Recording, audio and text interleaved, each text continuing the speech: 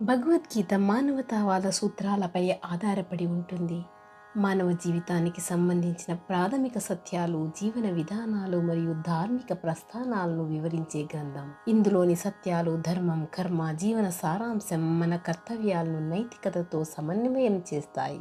ధర్మం, కర్మ, సమత్వం వంటి సూత్రాలు వ్యక్తిగత బాధ్యతలను, నైతిక విలువలను, పరస్పర గౌరవాన్ని పెంపొందించడంలో ప్రధాన భూమిక వహిస్తాయి. ఈ విధంగా భగవద్గీత ఒక కుటుంబ వ్యవస్థకు బలమైన పునాది. శ్రీమద్ భగవద్గీత ప్రథమోధ్యాయం అర్జున విషాదయోగం, అధ్యాయం 1 నుంచి 6వ శ్లోకం. యుధామన్యుస్య విక్రాంత ఉత్తమోజాస్య వీర్యవాన్ సౌభద్రో ద్రౌపదేయాశ్చ సర్వ ఏవ మహారథాః.